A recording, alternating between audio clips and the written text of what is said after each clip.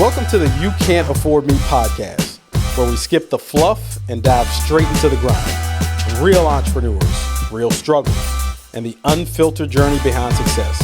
Let's get into it. Hey guys, thanks for joining us on another episode of the You Can't Afford Me podcast. It's not too often that I think people in general have a conversation with somebody and it's like, yeah, I think I just met one of my brothers.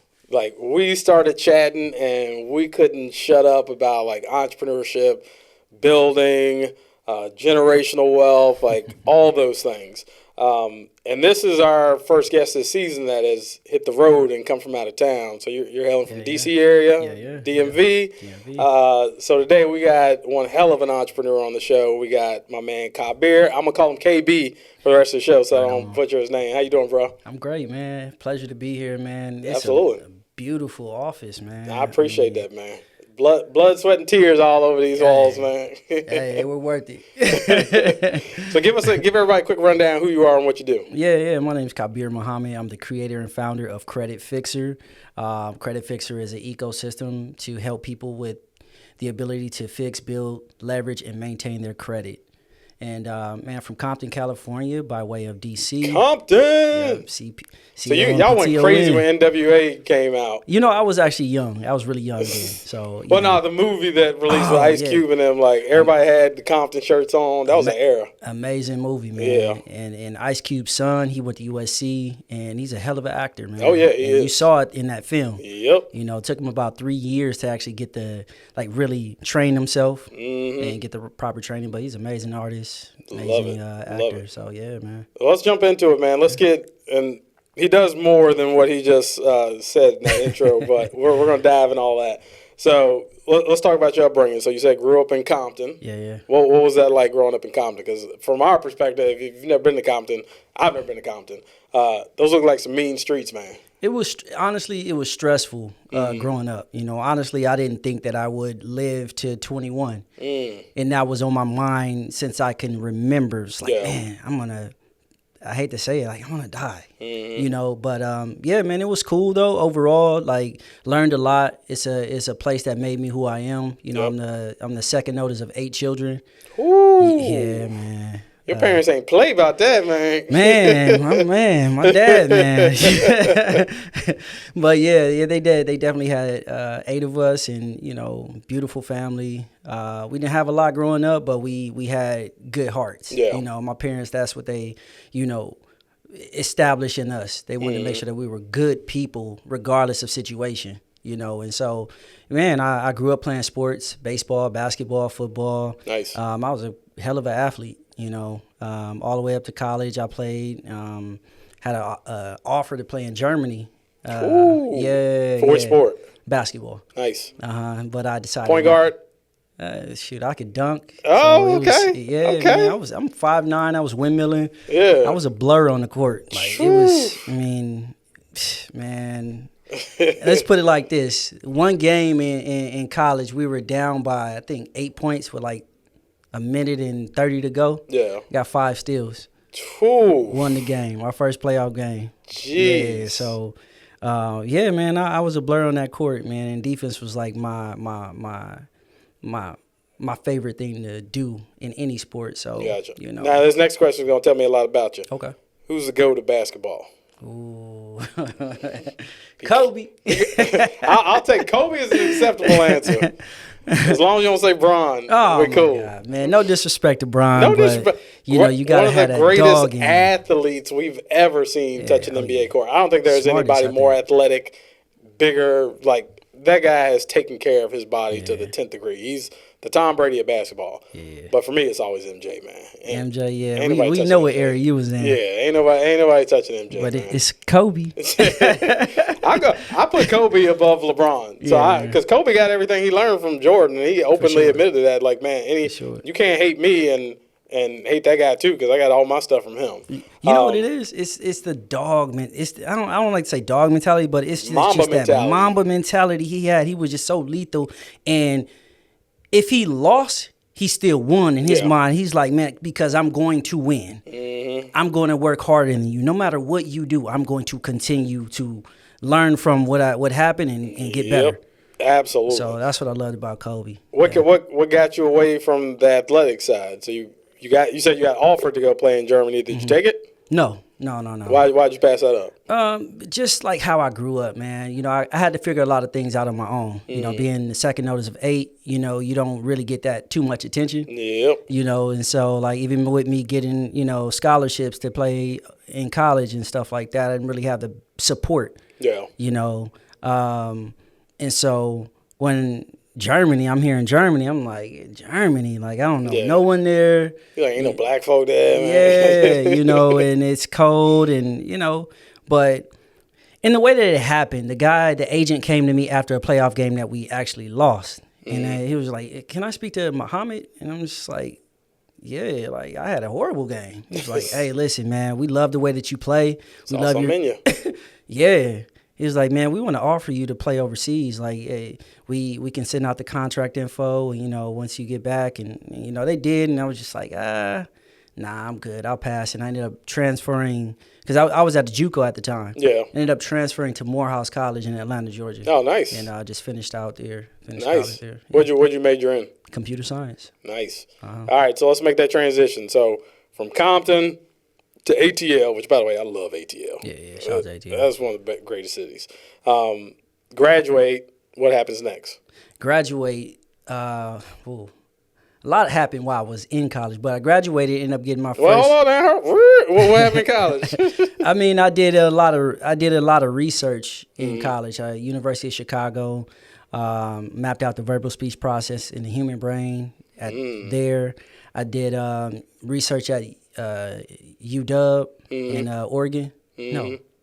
Washington. Sorry, Washington, and Washington State, and where it was born, but we mapped out the flight path of moths and why they are able to, you know, fly and know where they're going in the dark, even though they're blind. Yep. So it was just interesting. I think on that note, man, I didn't realize I was doing this, but like in my earlier years as a kid, I was obsessed with animals, like studying their behaviors, different species, and all this stuff. Yeah. I thought I was gonna be a zoologist when I grew up. And recently, probably over the last like 5 months, I've gotten back into like National Geographic and watching safaris and stuff like that. Yeah. There's a lot of stuff that we can take as entrepreneurs by learning from animals, as crazy as that sounds. So here's a fact I didn't know. The buffalo is the only animal in the animal kingdom that when a storm is coming, it runs into it. Every other animal runs away. I was like, yo, that's the most gangsta stuff I've ever heard in my life. I don't have any tattoos. I might get a buffalo tattooed on me, man. I was like, that's gangsta. That's my new spirit animal. Bro, it's funny. I read that, and I read more into it, and they said that the reason why they do that is because it's calmer in the middle of the storm. Yeah. And I think it was like something with the distance, like it's a shorter distance going directly through the eye of the storm versus like going around it and all that kind of stuff. Like, it's insane how like other species and stuff like that can act and communicate and stuff like that. Yeah. Like, it's wild. Yeah. So you're kind of dabbing your hand in a little bit of everything. What ended up now after college? Did you stay in ATL? No. Actually, once I graduated, I moved to DC. Why DC? Well, I met my wife. Okay. Yeah, I actually got married while I was interning for Boeing in St. Louis. Oh, nice. And so she's from here, and so moved here. Because Nice. I had the option. Boeing hired me while I was in college to either work at Washington State, in Bellevue, St. Louis, or D.C. So it only made sense to, you know, just go ahead and move to D.C. Yeah. So what was the first job then? That was my first job. Well, break down that job. What were your responsibilities? Okay. What were you doing? Yeah, so I was hired as a software engineer, but what I did was the first like few months was, what do you call it? What's the role? It's basically just testing software. So Gotcha. Testing code, basically. So I wrote edge cases all day, every day. You know, I could do in my sleep. And so, you know, I quickly rose to a role to where I was managing, you know, not managing software, but, you know, coding. Yeah. And so after about a year and a half doing that, I was considered one of the top, new employees in the company. And so Boeing had moved from Bellevue, Washington, their headquarters, to Chicago. And so they wanted to gather all their best talent. Yep. And so I was considered one of their, best employees or new talent. And so I ended up moving to Chicago for about a year. And just to rewind, after about that first year of coding, they actually wanted to try me as hacking. They gave me some options of things I could try out, and so I chose, web application penetration testing. So went around. Hold on, let me lock my phone real quick. All right, go ahead. Yeah, so I went to a lot of SANS conferences, and just learned, the other end of technology. And that's when I started, I became a web application penetration tester. And so when I moved to Chicago, it was perfect. And so they hired me, and I was there for a year. Man, made the most money I've ever made as an employee. It's about like $17,000 a month. Whew. Yeah, I'm just like, wow. But yeah, you was balling. How old were you at this time? I was 26 maybe, or 20. Oh, yeah, you balling. Yeah, right. 26, you got rent, and what else? That was it. That's it. Yeah, so, I've always been a frugal person, though. I never really was into, the really expensive things. Like that. It doesn't really drive me. But, yeah, man, but along with making that type of money comes with a lot of politics. So, and that's something that you don't learn at 26. No, you do not. That's what we call a life lesson. Right. You learn that along the way. When did the thoughts of entrepreneurship creep in? A little bit after work, getting fired from Boeing. Okay. Yeah. They were just downsizing and... Nah, they weren't downsizing. I was making too much money. I was making the same amount of money as these managers. And, you show up, a minute late, maybe one or two times. Yeah. And now you start, getting written up in an email, and they're creating a what do you call it? Paper trail. Paper trail. And it's like, wait, I just saw you in an elevator. You could have just told me, like, hey, what happened? Why you... okay. So now politicking. They were politicking. So I got fired. So once that happened, I ended up moving back to D.C. And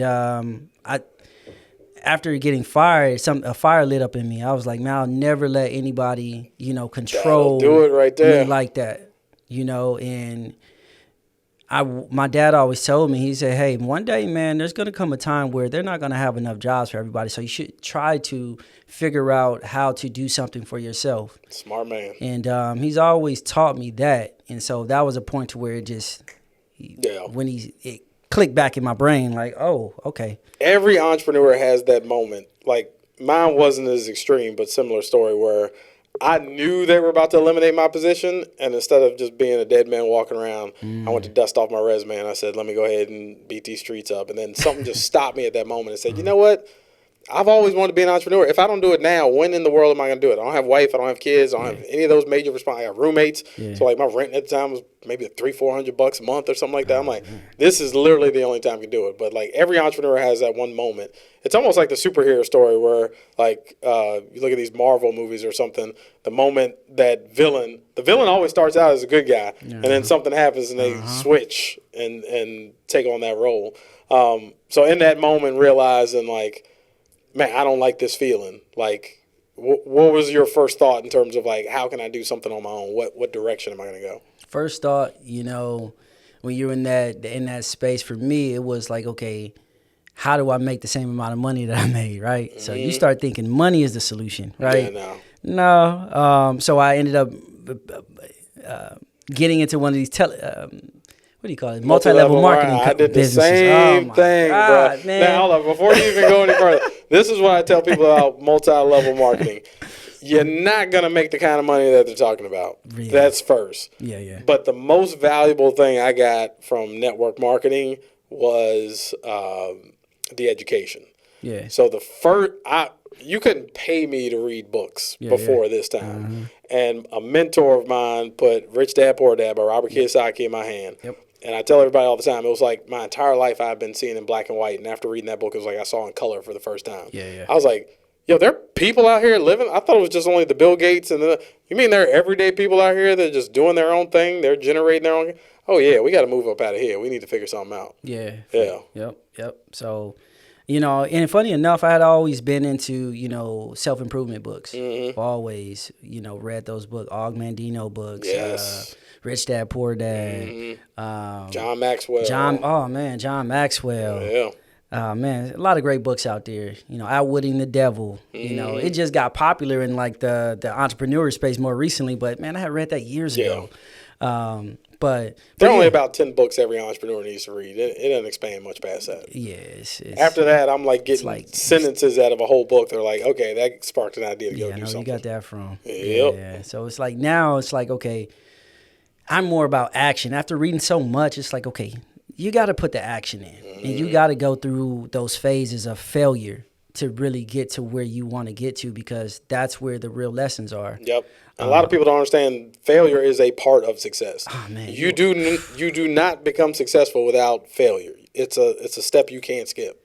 You know what? You know, I try to fail so fast. Yes. And the beauty about it is like it's built into software engineering in such a way that whenever you write a piece of code, it fails. Yeah. So you know, oh, that was wrong. It lets you know that it wasn't correct. Never works the first time. Right. And so that's the beauty about writing code, is that the cycle of, you know, what's the term? Response cycle is such, it's so much faster. And so that's what I love about coding, but that's what I appreciated about it. Helped me along the way in entrepreneurship is that, man, you gonna fail, and that's not a problem. Yeah, it's actually something really good. And it's just getting to those no's as quick as you can. Once you're in it for a while, you realize, all right, I'm sending notice a pattern here. For every 20 no's I get, on the 21st one, there comes a yes. Yeah. So at that moment, I'm just trying to get to 20 no's as quick as I can, because I know that yes is right around the corner. There it is. So what was the business that you ultimately went into when you first kicked your entrepreneurial journey off? It was an online business. I can't remember the name, but they ended up being sued because they took everybody's money. I paid like $15,000 or maybe $10,000 or $15,000. This is like the network marketing piece, or yeah. I can't even think of the name, but you weren't. I did Quickstar. No. I was like, I don't remember hearing them in the news for something like that. Oh no, I'll tell you after the. Well, what were I said the major thing I got was from another it. one, and then it was. It's another I can't remember. I have I don't have disdain for it, but it's just like I feel like I got a chapter that I put away. So, what do you think the biggest thing was that you learned in network marketing? Because everybody gets something out of it. Team building. There you go. That's the best thing that it does. You know, team building for me, because you realize that your network marketing, you're the one that's getting marketed to. You know, you're the one that's being marketed. But the team building aspect of it, I love, man. Yeah. Yeah. So after that, you like, this MLM stuff ain't for me. No. Went back to a job. Yeah. Oh, so you went back to another job. Yeah, I started working for private companies, and the government got a secret clearance to work as a software engineer for some contracting companies. Gotcha.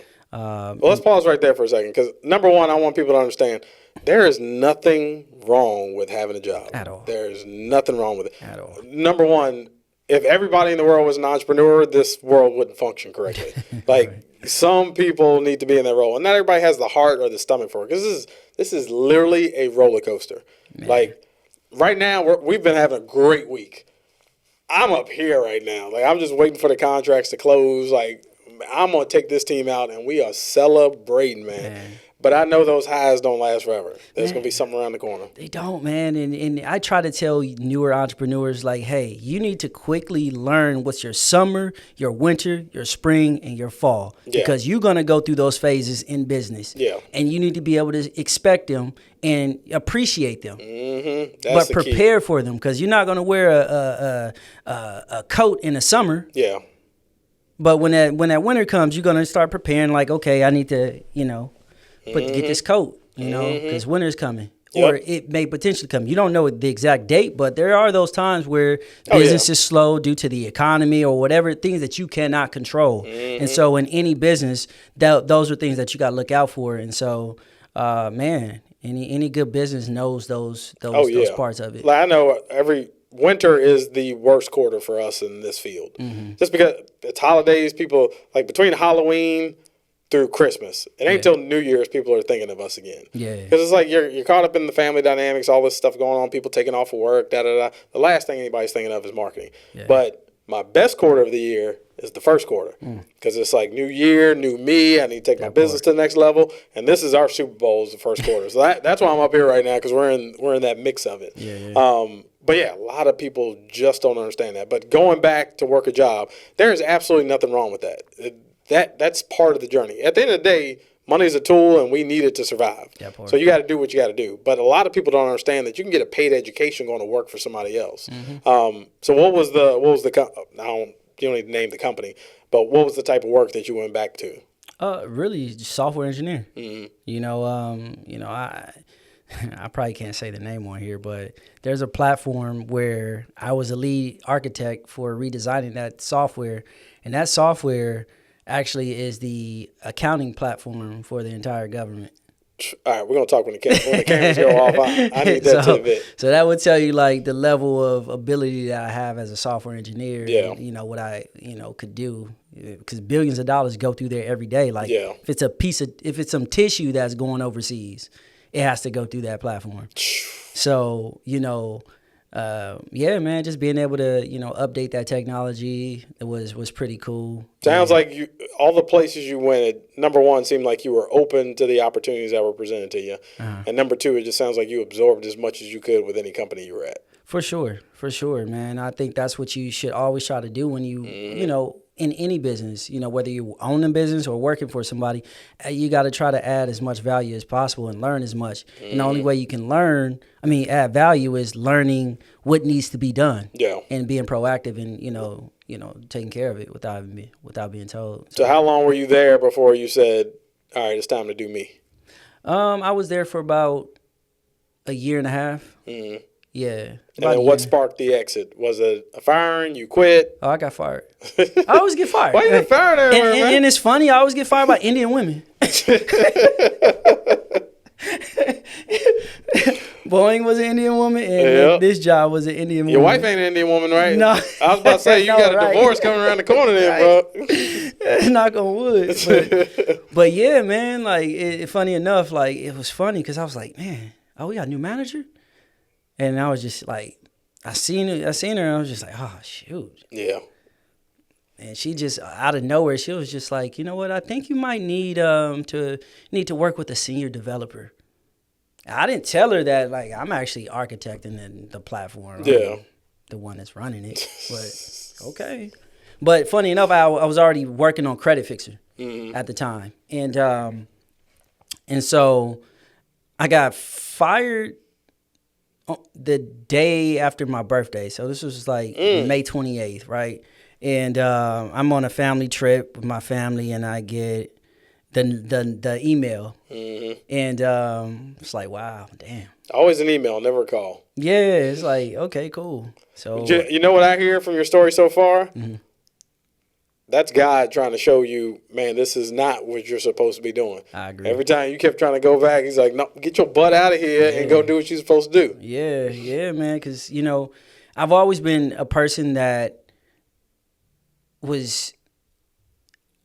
I get the job done, and some things that don't make sense, I'm just like, we can make this go better. We can make this more efficient. We can make this... and being in like the government, it's contracting for government jobs.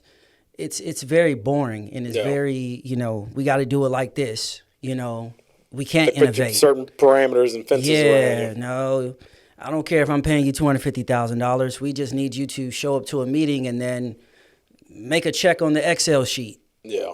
It's like, man, like not getting your soul fed. You weren't being fulfilled. Yeah, but I think that because it's something in me that just doesn't agree with certain things, because I just know that we could do things more efficiently, much better. You're a man with vision. That's all. Once you have vision, you can't turn it off, man. You can't, man. It's almost impossible. Yeah. And so it didn't fit me, and I never did anything that was wrong in any business, any company that I worked for. I just think that my perspectives were not in alignment with other people's perspective, and that creates, friction, and They want people to think exactly like they think. No, absolutely. So you're building your side hustle while you're currently working. You get let go. Yeah. You just go. Do you go dust off your resume again and say, "Let me apply for another job," or do you say it's time to go all in on me? It was time to go all in. I had sent her actually the link to the software. And you on my level of pettiness, man. I love being petty. I love being petty. I'm Captain Petty over here, man. I forgive. I never forget. Yeah. Yep. So starting that business. So first off, let's talk about it being a side hustle. One of my favorite sayings is, go. I'm about to butcher this, but basically, go work your 9 to 5 for someone else, but work 5 to 9 for yourself. Right. Go give that man his time, earn your paycheck, but when you come home, you need to get focused on your own thing. Yeah. So what was that thought that kept you from going back and apply? Because this had happened to you before in your story, and then you went and applied for another job. What was different about this time that made you say, you know what, this isn't the path I'm supposed to be on. Let me at least try my hand as a business owner. Well, I think that the problem that I was solving, was I had product market fit, right? And so it kind of took off pretty fast, relatively fast, right? So I was when I first launched, like only maybe like 10 people purchased, and it was at like $29 a month. And so I was just like taken aback, like, damn, man, did I make the right decision? Is this gonna work? And so I ended up upping the price because I thought that, a lower price would be better. Yeah. So I ended up raising the price to $79.99 and $125, and sales started coming in. I'm just like, now hold up, that's a nugget right there. Because so many of us one of the scariest things for me as an entrepreneur is every time I've had to raise prices in any business the first thought in my head is, man, are my current clients going to keep messing with me? Is this going to deter any new potential clients coming to me? And this is over the last 11 years between multiple companies. Yeah. Every single time I was raised my prices, not only did I end up getting more business, but it attracted the type of clients that I wanted to work with. Man, that right there is so key and so important because they're saying you get what you pay for, right? Yep. But you also get the type of people that will pay that, right? And sometimes when things are cheaper, you get people who have limiting mindsets, right? And you don't value something as much if it doesn't cost that much. Man, when you pay attention, right? And so I think that it doesn't take away from people who can't afford certain things, but generally there's this idea that cheap is better. Yeah. But it's relative to the thing that you're selling because you can make a lot of sales, but you can get a lot of chargebacks. Yep. Or, you just get customer service ain't gonna be on point. The product or service may be shoddy. Like there's so many. But when I go, we can use restaurants as an example. I can go to McDonald's and get a burger. Even McDonald's most expensive burger right now, the new one that CEO could barely eat on camera. $12 for that new burger at McDonald's. There are restaurants in America that serve burgers that cost $100. Yeah. Do you think that $100 burger came with the same level of service, the same level of presentation, the same taste, the same ingredients as that $12 McDonald's? Hell no, I didn't. Not at all. Not even close. When you pay more, you expect more. That part. And that's what to me, we're in a culture where people want to save not only money, more people probably want to save time than they want to save money. Man, and I know I've used this example several times on the show, but for the longest time, I always thought people that hired some guy to cut their grass, I'm like, how lazy is your ass? You can't go out on a Saturday and cut the grass for 2 hours. But then the more I started to grow, the more I started to learn, I'm like, wait, hold up. If I can go out and earn $150 an hour, why am I doing a $20 an hour task? I'm not saving anything. It cost me $150 an hour. I didn't save anything. So the moment people can flip that switch and understand how valuable their time is, the price of things becomes very relative. And I'll give you an example because it just reminded me of a story that I was just talking about with a neighbor of mine. So he has nice cars, right? He has a pass to flagship I do that. Yeah, right. Yep, the unlimited car wash. Unlimited car wash. He has the top tier everything. He was like, so I'm outside with my son and I'm washing my cars. Mm-hmm. And he was like, hey, man, you want to use my card to go over there and just wash your cars? I was like, nah. I told him no because I was trying to teach my son how to wash cars. Yeah. But I wanted to. Yeah. I was like, yeah, what? Heck yeah. Because, if I wasn't trying to teach my son, just, how to, clean cars and stuff like that, I would have done that because I'm trying to save time. I'm busy, and so, yeah, man. And you think about that time, even that time, and let's say it's a Saturday, like I'm generally not working at this level on a Saturday. That's normally my family time. But me going out to cut the grass for 2 hours, that's taking away time that I could have spent with my wife. Taking away times I could have spent with my kids. I could have went and done X, Y, and Z. Could have gone and seen my mom. We could have hit the road. Could have went and saw a movie. Right. There's so many other things that I could have done. It's taken away from something. Anytime you say yes to something, you're saying no to 1,000 different other things. So you have to be so conscious in terms of what am I saying yes to. Now let's talk deeper about this software that you developed. So what does this actually do for people?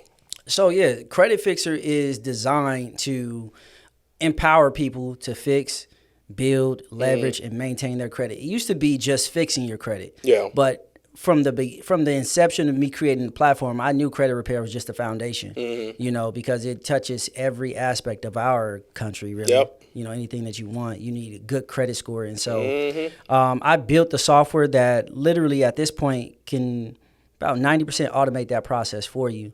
But the thing about it is like automation is cool, but education is more important. And so we need the literacy. You definitely need the literacy. There's been so much information being pumped out where people, even the expectation of fixing your credit has been stripped down to 24 hours. Yeah. Hey, I can fix your credit in 24 hours. Hey, I can do this in 3 days. Yeah. But they're doing illegal methods, right? And so the industry of credit repair has been just usurped by just phony people who just, sit on their couch or just learn some information on TikTok or something. Yeah. Now they got a credit repair business. And news alert for anybody. If somebody's promising that they can, anything worthwhile takes time to do. Absolutely. You can't, when I've repaired my credit, it was like 8 to 12 months before that score got where I got really excited.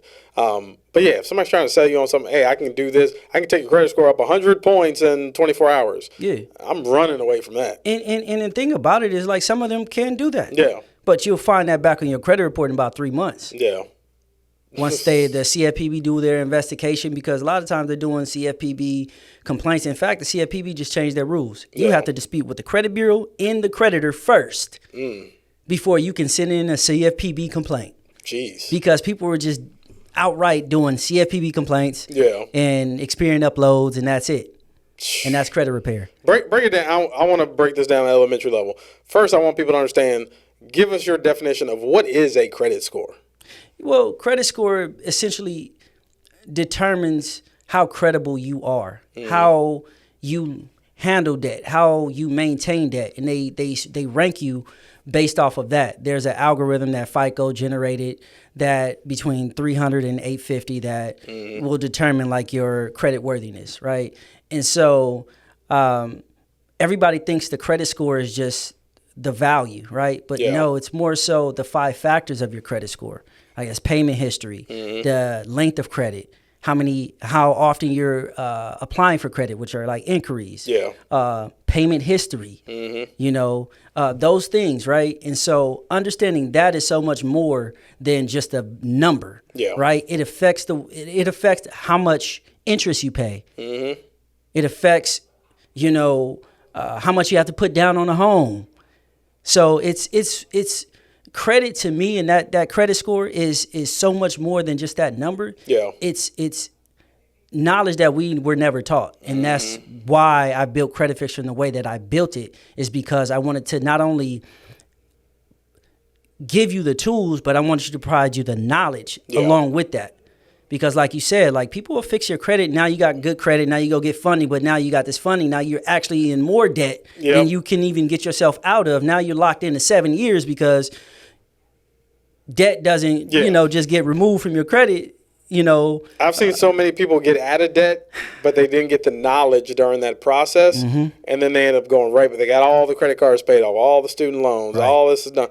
They're free. Yeah. and then they start racking it up again, and they're right back in that same hole. So like that mindset shift has to happen. Yep. Talk about what does having a good credit score do for you? Because people need to wake up. So like I always reference Jay-Z's last album, 444. Mm-hmm. He's talking. Jay is screaming in the microphone, yo, I'm trying to tell y'all you need good credit, you need investments, you need property, you need to own stuff.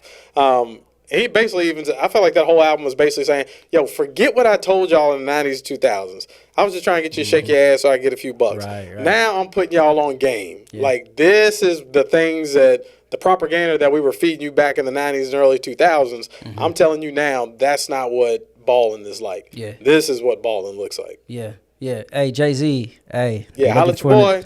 Holla at me, man. Hovey, baby. Ho. Hey, y'all tag Jay-Z. No, but yeah, what was the question again? So now I forgot the whole thing. Oh, the importance of having good credit. What that can do for you when you have a good credit score. Man, like I briefly hinted at it.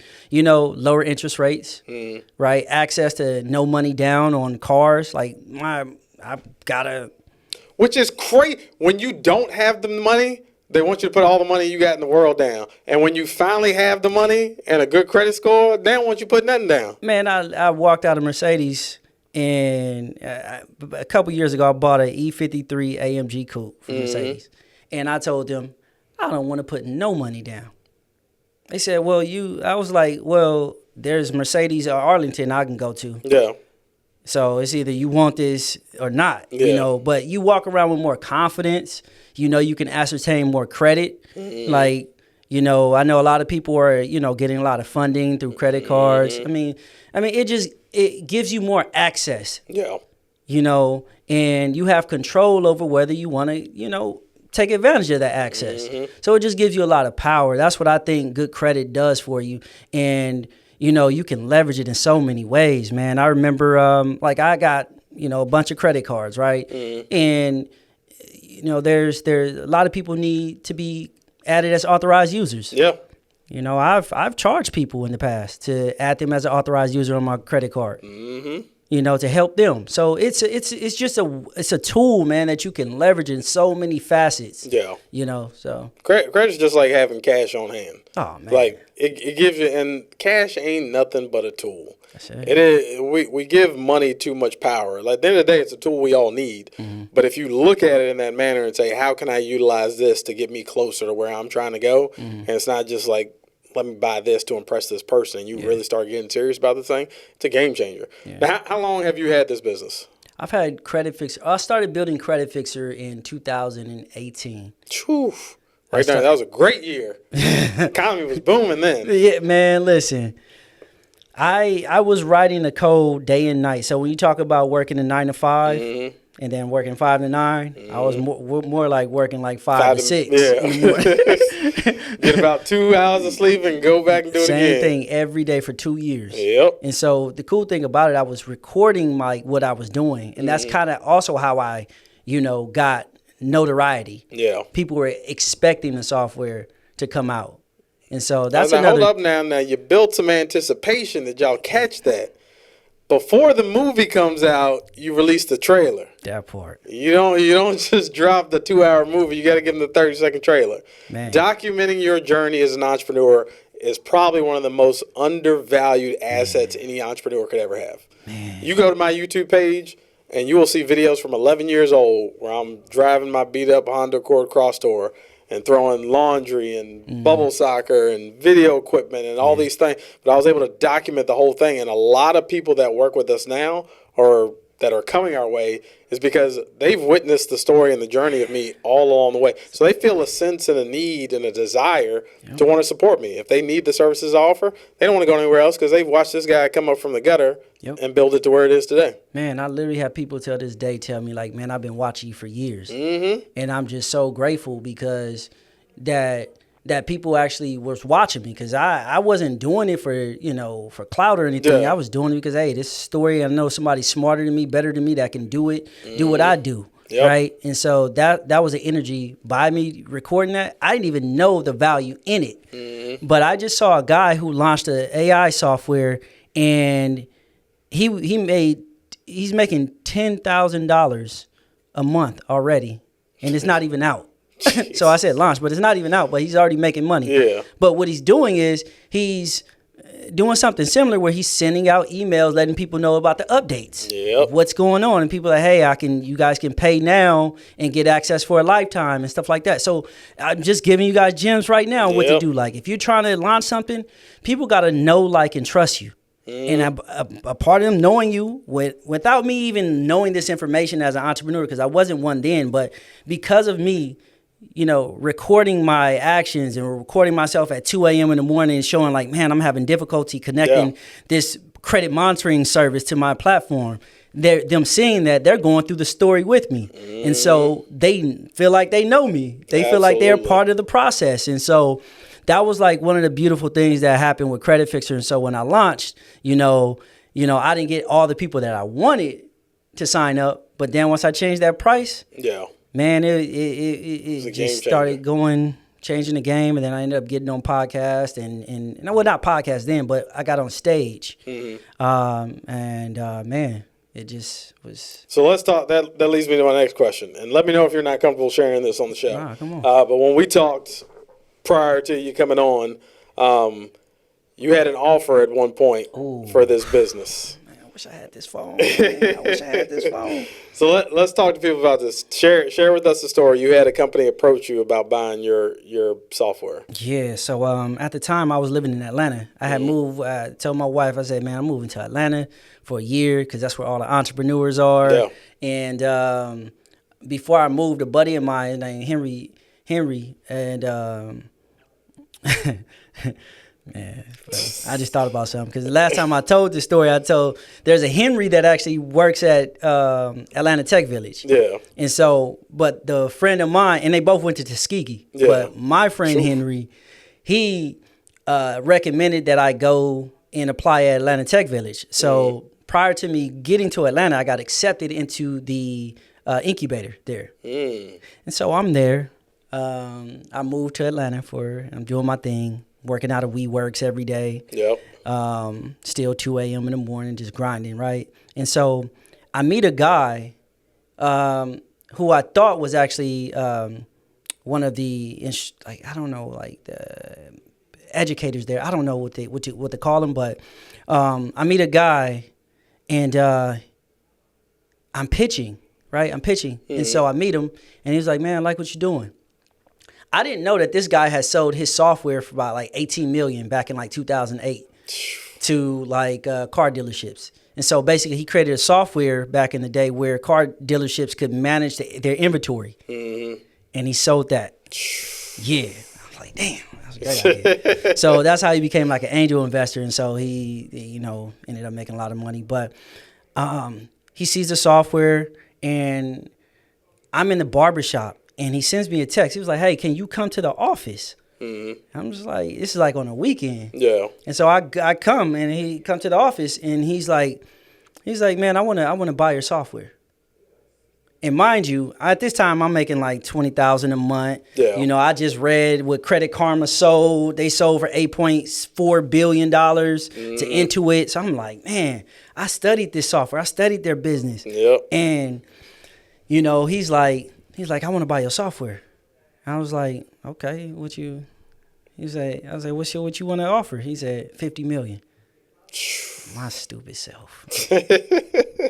Now that I'm, mind you, this was like 6 or 8 months after I launched. True. So I'm new to this. Like, I'm thinking I'm about to make $50 million in the next 3 years. What you mean? Like, well, there's a lesson in that. Whatever they offer you, whatever the first offer is, probably multiply that at least by 3. Fact. That's the true value that your company is at that moment. What I knew one thing I did know is that he knew more than I knew. So when he said 50 million, I was like, no. And keep in mind, remember, I'm looking at Credit Karma and I'm basing it off of that, right? And he was like, well, what you said? And okay, well, what'd you want? I said 8.6 billion. He said, boy, if you don't get on. He said, where the fuck you get that number from? Yeah. And I said, well, man, Credit Karma sold to Intuit for $8.4 billion, and my software going to be better than theirs. And, he's like, well, I'm going to tell you something, man. He said, you got something here. And I'm just like, he said, keep doing what you're doing. And I'm going to tell you, I have his information in a phone that I gave to my au pair. Yeah. That lives in South Africa. Mm-hmm. And, man, when I tell you I wish I had that phone, because throughout these years, there's been times where I'm just like, man, 50 million would be nice right about now. So let's walk through the mentality, because first off, man, I mean, you got to have some of the biggest balls in the world to walk away from a table where somebody's offering you 50 million. Yeah. But there's a reason why you did that, and that was your first reaction. Like, looking back after you've jumped in the vehicle, did you feel secure in your decision at that moment? Yeah, well, yes and no, because I was climbing in my business, and I knew that I hadn't finished all of the things that I wanted to do with Credit Fixer. And for me to make this amount of money, I'm just like, well, shoot, man, I can get there. Like, I'll make 50 million. Yeah. I hadn't launched. So what I did with him is, prior to this, I had shared with him my vision for Credit Fixer. Mm-hmm. Like, I had Credit Fixer DIY and Credit Fixer Family done. Yeah. I was working on Credit Fixer Business, which is the CRM for credit repair companies. Yeah. To leverage. You knew that was going to be the big piece. That's the B2B. Yeah. Like, I was working on B2C because I knew, forethought, that B2C is going to be where it's at. Yeah. Now people are realizing, like, especially with AI now, they're like, damn, we probably don't need people to fix our credit for it. I can just do it myself. Yep. So I had enough foresight to know, like, man, I'm telling y'all, this is going to be it. Mm-hmm. But so then I was building that. I was telling them about Debt Fixer, Fund Fixer, like all these ecosystems that I was building, or planning to build. Yeah, because you knew you had a whole suite of services that were going to be coming out. And he knew, he was a software engineer. That's the difference between him and other people, other investors. Yeah. They just look at money. Yeah, he understood the back. He understood, like, whoa, you got an ecosystem. Yeah. This is worth it. Yeah. And that's what a lot of these investors don't understand. All they look at is numbers, which they're really dumb. I mean, I don't want to call investors dumb, but it's just like, they're just front and centered numbers, when that don't make sense all the time. Every time. You were building they thought you were building an NBA team. What you were really doing was creating the NBA. Facts. You were like, I got to have, so I get that, but damn, bro, we're going to sit here for a minute. Yeah. $50 million.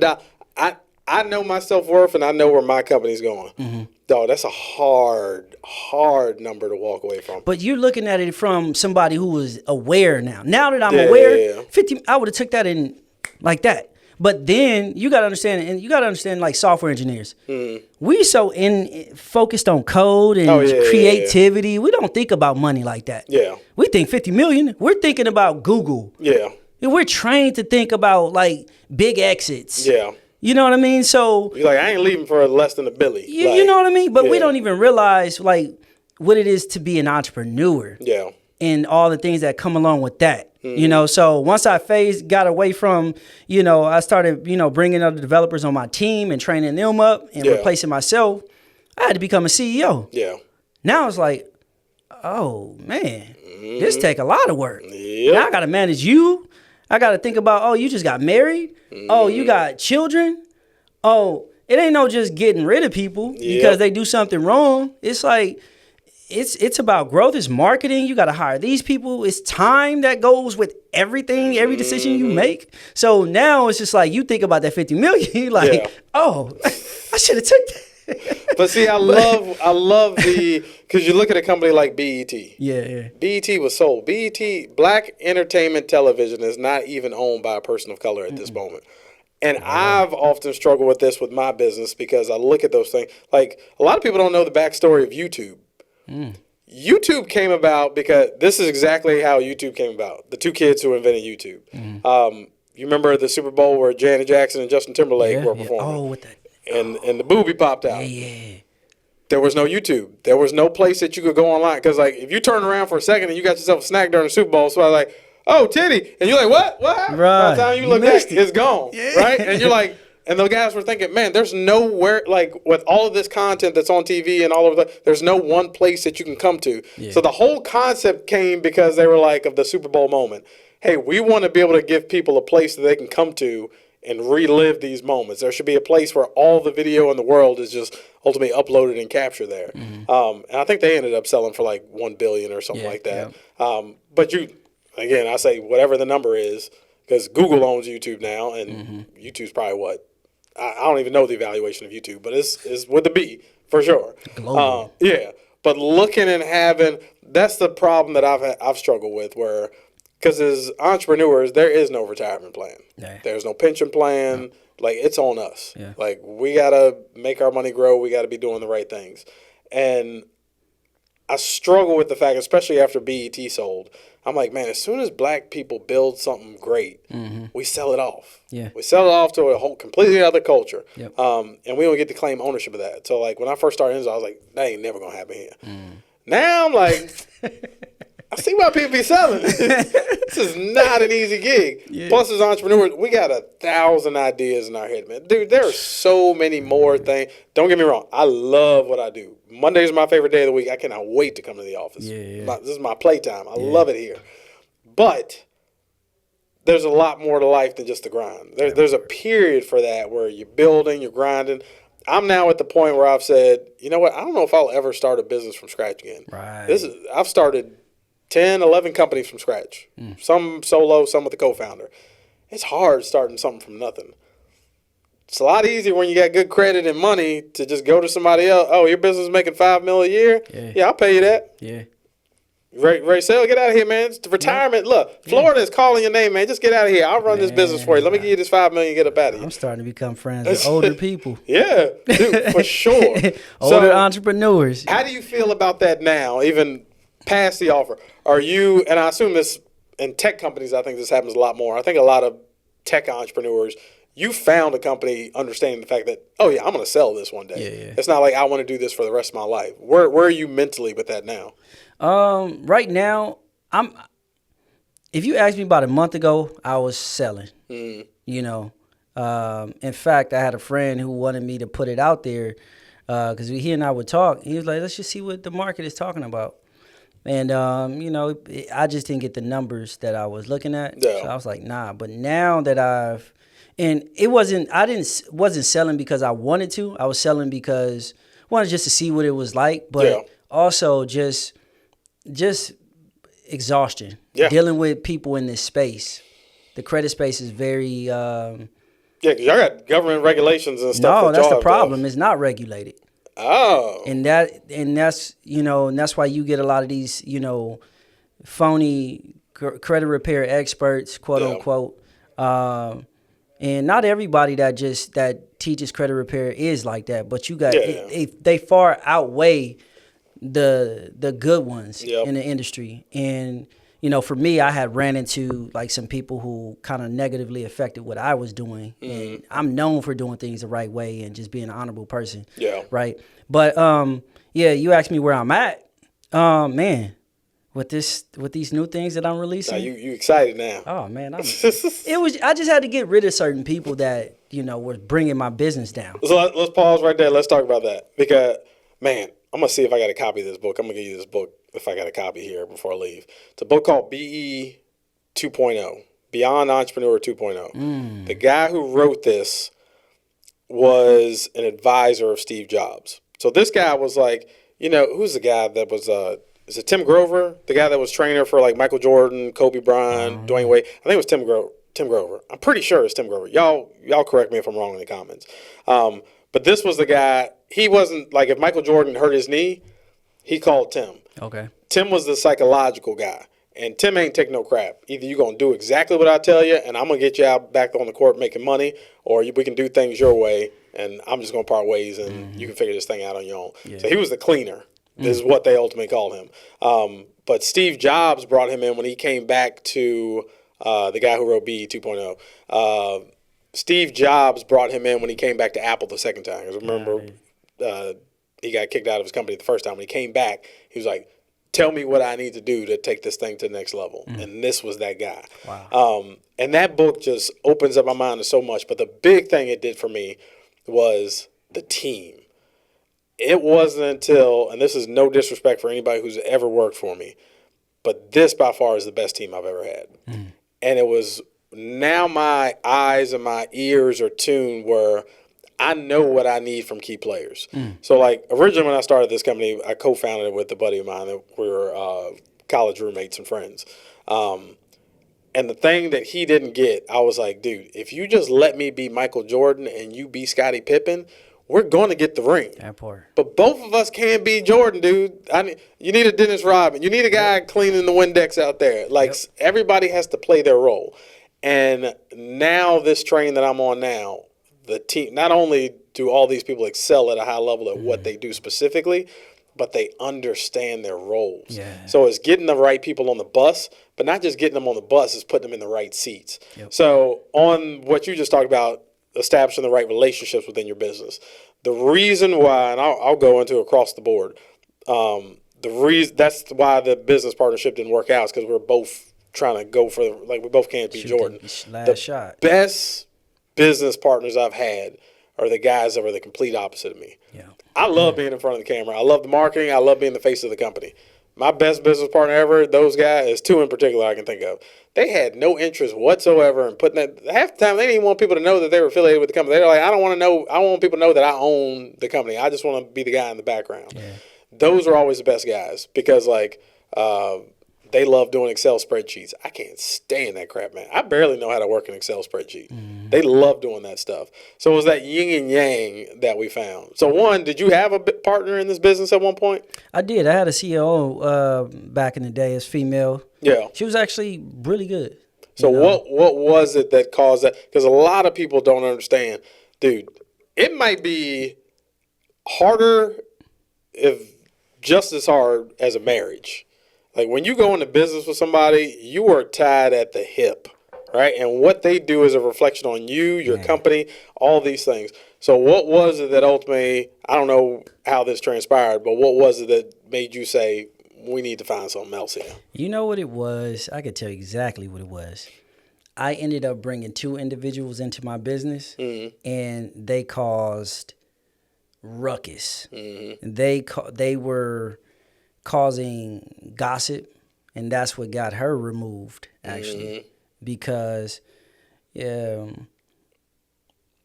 was just a lot of bickering and a lot of just, sneer remarks, and it's like, hey, I don't think she's working when she gets off Zoom and just stuff like that. And it turned out that she wasn't really working, but she was getting certain things done. So I was like, I'm like me. I'm the type of person, I don't need you to be on the clock all day. That's how we getting the mission done, then we good. If client's happy and the checks are still rolling in, if you can get if I'm paying you for 40 hours and you can get done in 20, bully for you. Good for you. You're doing an amazing job. See you next team call. Yeah, but yeah, man, you talk about somebody wanting to be Jordan. One of the individuals, he wanted to be Jordan when he really didn't have any talent. But, and it was, the other person, she had some skill. But, again, like, that's how she ended up getting, let go. But she also did something that I didn't approve of. Like, she started working with somebody that I brought into the business on a side project, and then, so it's just things like that. It's just like, that I had to deal with over the span of like the past 2 years that kind of affected the business. And so that when you ask me like, dang, would I take, 50 million? Like, I would take it. I know what this platform is capable of and will do once, I finish launching all the rest of the platforms. Like, it's already doing great with just Credit Fixer, but man, the ecosystem, Fund Fixer, Credit Fixer, Debt Fixer, Credit Fixer GPT, which we're launching, next week probably. Nice. But it's just, again, learning how to be a CEO, learning how to put the people in the right seats. And, I just wasn't skilled at that enough.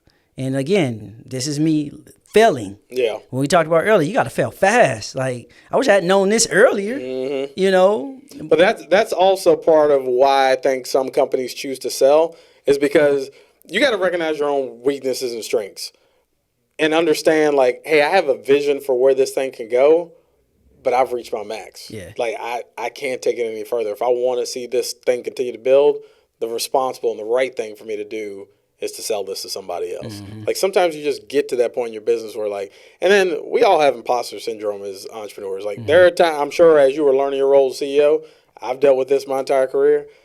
Man, am I really the dude that should be telling everybody what to do around here? Am I really that smart? Am I this and am I that? And you have this imposter syndrome. But then you realize a couple things along the way, and you're like, nah, I'm that dude. I'm him. It's on me. It's on me. And it's funny you say that, because I had paid an advisor about $20,000 to, advise me. And one of her recommendations was putting somebody else in the CEO role. That was the worst advice I probably could have taken. Yeah. Another was like, you're trying to make this $1 billion company. You can't be the face of it. Wow. That's what built the brand. Yeah. Like, people are like, where you been? And I actually put out a video the other day. More businesses now, I think this is where the true value is when you're branding a company. Brand the founders first.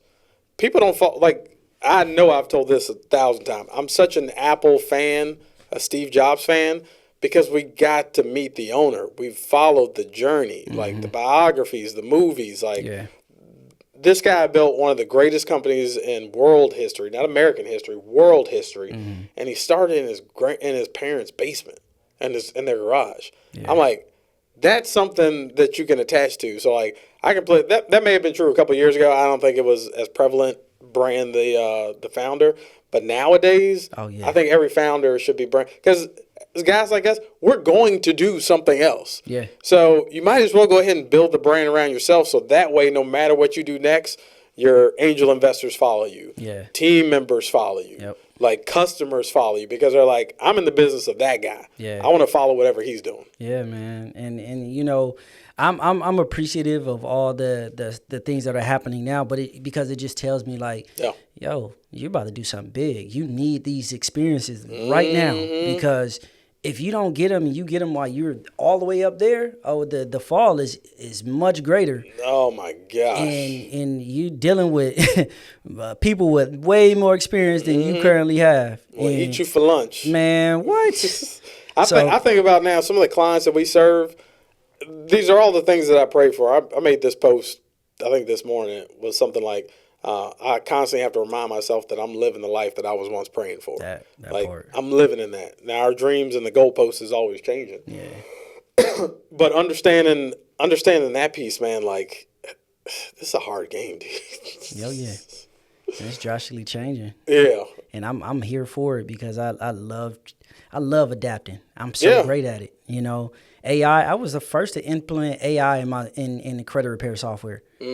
Now all of them are trying to catch up. Like, listen, all these big softwares are trying to do DIY now. Yeah. I'm so far ahead of these guys. AI is moving fast, so they can catch up. Oh, if they know if the infrastructure's right. Yeah. But, a lot of times, let's just say that I didn't already put things in place to where it's like, okay, I'm gonna do that. I'm gonna do that. Yep. You do this, but I'm already doing it anyway. Yeah. So, And it's having that vision for what's, as CEOs, we have to see miles down the road. Yeah. Like, our team, we're the ones driving the bus. They're just seeing as far as their eyes can go, like, past this sign or here's this exit. Oh, yeah. We got to look 10 miles down the road to see what's coming, because like, today I walked in the office, I'm sure they get sick of me with this sometime. I was like, hey, guys, I got an idea. We're changing everything. Yeah. Here goes Sam again. And after I explained everything, and that was a problem I had as a CEO in the early days, was I couldn't get my vision from here to here. Like, I couldn't convey to them what was going on up here. So they're, like, not understanding. So I think a lot of the previous teams, a lot of that was on me, because I wasn't able to get my vision across. Yeah. Now that I've learned how to share my vision, paint that picture for my team, they're like, oh, well, if that's what he's doing, I'm on board for that. Versus, like, if you're just keeping it up here and not expressing that to your team. But that piece is so important in terms of that building process is like find the right people, dude. Yeah. Because the wrong person, you mentioned it. I've had some cancerous people in my organization. Dog, I don't play that. So I don't play that now. I used to play that back in the day. One of my favorite entrepreneurs right now is lady Cody Sanchez. Okay. And the biggest thing I learned from her, number one, when she let somebody go, I used to have these long exit interviews. We'd be getting in arguments with ex-employees for like 3 hours. Like, they're supposed to be out the door and we still sitting there having a conversation. All she says to somebody when she lets them go is, appreciate everything you've done. It's no longer a good fit. Yep. Well, what did I do? It's no longer a good fit. Oh. Well, I thought it's no longer a good fit. There is nothing I can say that is going to make that person feel better walking out the door. It sucks being canned. There's nothing I can say. And they're looking for tips. And you can pick up on some people that are like, dude, I really want some constructive criticism. Can you please tell me what I need to improve on because I don't want this to happen to me again? Yeah. I may slightly open up the door on that end, but for the most part, not. I feel like I got somebody to let go. And when you're thinking about letting someone go, probably means you should have did it months before. But people don't understand how because what you said earlier, that's what I kept people on my team for years that were cancers in my organization. And I know it's ultimately cost me millions at this point. I kept them in the organization because I was like, well, dang, he just bought a house. Man, he just got married. They're about to have a baby. Man. That ain't my responsibility. If you're not getting the job done, nobody is bigger than the program, including myself. Yep. And I'll never forget this. I shared this with one of my employees that's currently on the team. There was a guy that we had out in the field that's kind of screwing some stuff up. And she is the sweetest girl you've ever met in your life. And she's like, you know, I keep coming back to him, trying to get him on this. I was like, Abby, let me put it to you this way. If he screws that account up and we lose it, it affects us all as a whole. Are you ready for your salary to be cut in half because of the foolishness that he's out here doing? Oh, since you put it like that, we need to get rid of this dude because ain't nobody messing with my check. Like, it affects everybody. Yeah. And when I started looking at things from that perspective, it's not about what they have going on in their lives personally, because at the end of the day, we all grown people. Yep. You're always going to find another job. You can go start your own thing. I encourage everybody on my team here, yo, you're an idiot if you don't have a side hustle. Yeah. Don't rely solely on me. You need something else on the side. And now there's some team members that I'm now partnering with in other ventures because I'm like, you've shown me that you can go out and do it. Yep. You're doing stellar work here. I'd be an idiot not to partner with you and give you a piece of this pie moving forward. So, like, a lot of times now I'm looking at that equity piece. Yeah. I may only be able to do so much for you right now financially, but hey, it's your birthday. Let's stop by the Apple Store. Let's get you Apple Watch. Let's get you some Meta glasses. Man. Let me take you out and do X, Y, and Z. It's just those little things. And there are a couple people on the team. I've had private conversations with them. Hey, man, this is the track you're on. If you keep this up, I'm going to give you some ownership. Yeah. Because I'd rather have 50% of a watermelon than 100% of a grape. That part, man. Listen, I'm in some talks right now with some very, very important people right now, and man, I'll tell you after. I don't want to put it out there yet, but man, I'm talking partnerships with someone who has like 1.5 million people on YouTube, and we're working on some stuff where it's like, man. He's like, man, you already did all the groundwork. How do I become a part of this? You know, man, I'm gonna tell you. And that's the thing. When you build something of value, the right people are attracted to that. Yes. Like, you don't have to go like the early days when we used to go out and hunt. And we're first starting this thing. You're hunting for everything you can get. When you're building the brand right, when you're building the business the right way, and it's developing the right reputation, you ain't out there hunting, man. It's like before you had a little stick with some twine and a little hook on a paper clip that you're using for a hook. Yeah. Once you build a brand and you have those things coming, now you got a net. You just throw that thing out in the water and you pull it back in and you got barrels of fish. Conversations are so different now because I've went through the gauntlet. You know, and when I say the gauntlet, I mean like I've over the years, like I've established myself in the space, right? And respected. In the space. You know, I might not be the biggest, but I'm still respected, and I've created a name, right? The Credit Fixer name, people know about it. Oh, I've heard of that, you know?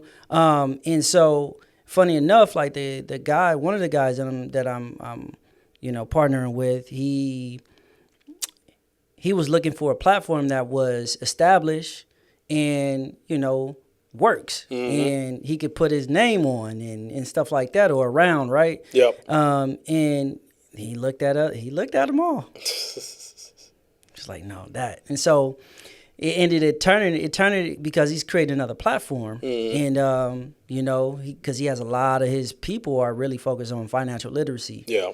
And like legit, so that was important to me as well. It's like, okay, yeah, you can have millions of followers. That don't mean nothing. No, not at all. But what is the focus of it, and are they really in tune to that type of content? And they are actually. And so that not only that, it's just like his business acumen and his relationships is through the roof, dude. That's where it's like I was like, that's where it's all at. I've realized. You get to a certain point where the knowledge is kind of capped. Like, you're going to learn some things here or there, but for the most part, you know what the hell you're doing. And it ain't going to grow much beyond that. Beyond that, man, it's the relationships. It is, one of my boys showed me one of his homies back in the day. This guy was filming videos for the Green Bay Packers and the Arizona Cardinals. And he sent me the homeboy's Instagram page, and I'm digging through it. And the first thought in my head is like, why the hell he get to work with the Cardinals? Green Bay? I'm just as good. Like I went into jealousy mode, and then I went and looked. I started digging in on his pictures on Instagram, and I'm zooming in and I'm seeing the gear he's using, the lenses he's using. I'm watching his editing style, all these different things. He had the exact same cameras I used. He had the exact same lenses. He shot in a format I thought at the time I shot better, but his stuff was good. Let me say that. And then I started to realize, man, I ended up talking to his brother and getting his backstory. Maybe half of it is your skill set. Yeah. The vast majority of it is, man, who do you know? And it's just like, I tell my team all the time, I don't need anybody to set a place for me at the table. I just need you to crack the door, man. I'll find my way to that table. Yeah. Just give me a little crack in the door, and I'll make that work. But the relationships, I think once you truly embrace that CEO role, you understand that, like, a big part of my job is the politicking piece. Like, today, I got 2 networking things I got to go to this evening. I would much rather be at home playing with my kids, watching Netflix, chilling, doing something else. Like, there's sometimes, man, I just don't feel like going out and kissing babies and doing all this stuff. But guess what? There's not a time I go out and do those things that it doesn't yield return for me. I meet someone that you are one handshake away from your life absolutely changing. Definitely. Everything that you've dreamt of may be on the side of one handshake. Yeah. So I'm like, I know everybody at my house. I'm not going to get more value there. I need to be out here developing these relationships and doing these things. But I want people to really understand that, like, a brother from Compton, California, and a brother from Lynchburg, Virginia, like, we ain't nothing special. Yeah. I dropped out of college. This guy got more degrees than a thermometer. But we did nothing special but keep going, working hard, and like make those connections. Yeah. So touch on how those relationships have opened doors for you. Yeah, when I talk about getting on stage, I got to give a huge shout out to my a friend of mine. His name is Umar Clark from the Bureau Bullies. Oh, I thought you could say Dr. Umar, like the... Oh, no, not Umar Johnson. No. Stay away from them snow bunnies, brother. Right. But no, man, I got on stage, man, and in Atlanta, and, man, when I tell you I got a standing ovation, man, it was Credit Fixer was on from there. Nice. And just relationships, man. Like you said, man. Every time I've went to a event or I paid to go to an event, I've built those types of relationships. So like I like to see when I'm on podcasts, I love to shout people out too because I think it's so important and to as you climb, you build people around you. I think there's a law of reciprocity when that happens. Yeah, it ain't fun being rich by yourself. I want everybody to come to the party, man. Funny enough, like I had bought a booth at InvestFest. Oh yeah, it cost me like $17. Wait, at the stage you're talking about being on is an InvestFest? No. I was like, holy crap, dude. No, not that, man. That'd be. I could totally see you on an InvestFest stage too, bro. Yeah, for sure.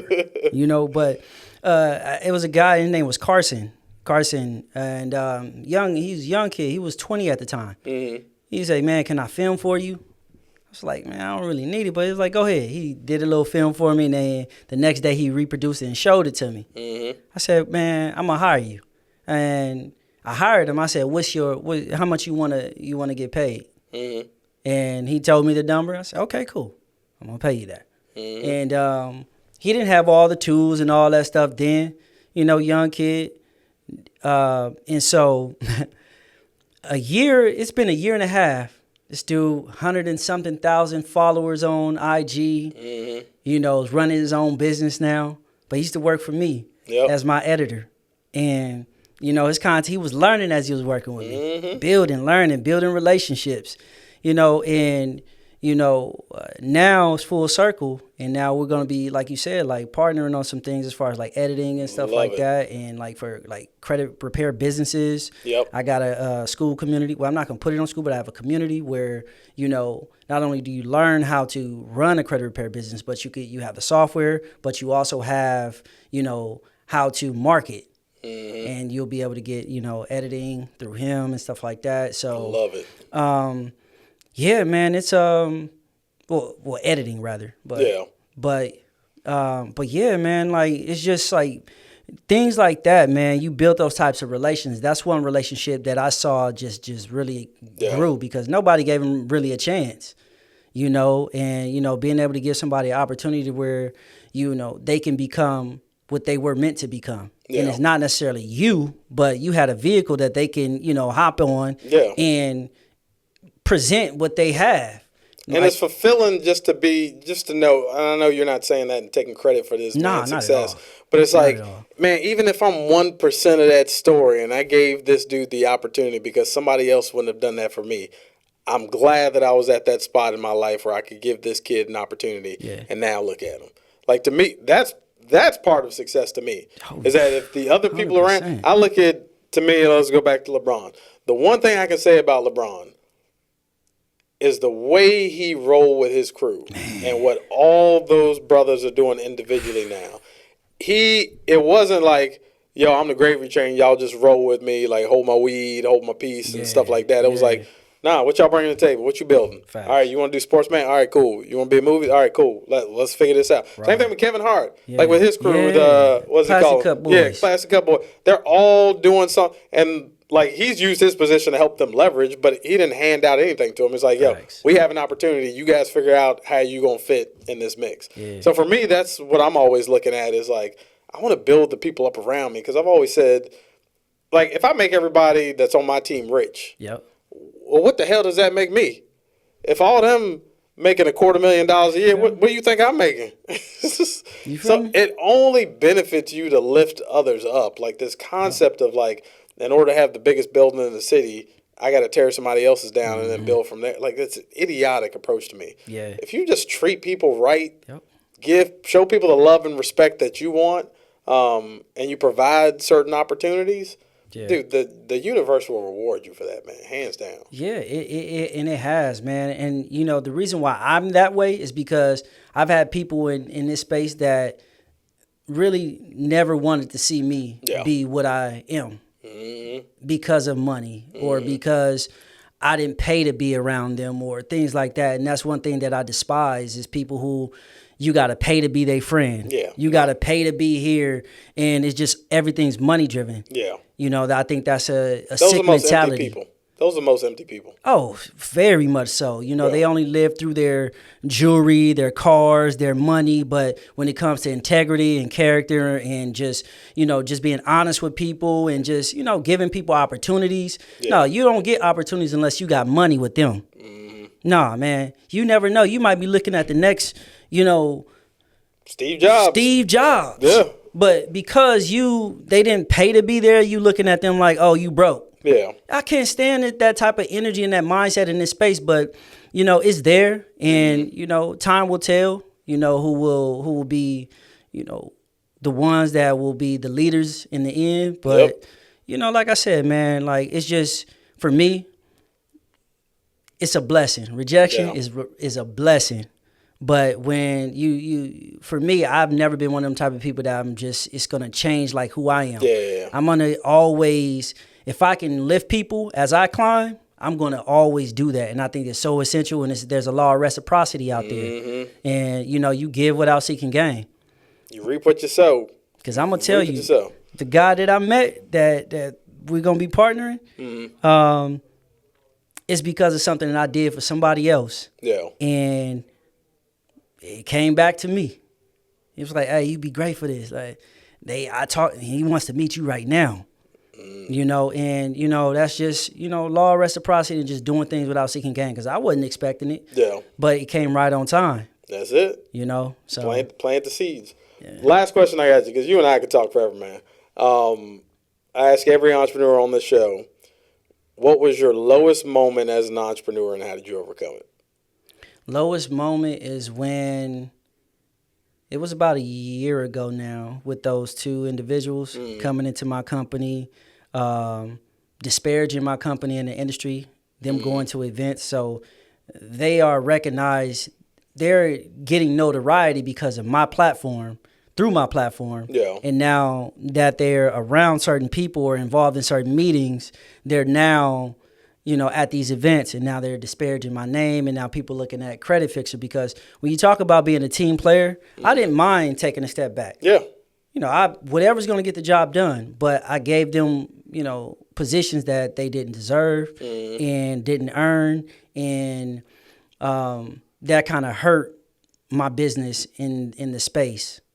And I had people come to me, they said, man, you know, I loved your software.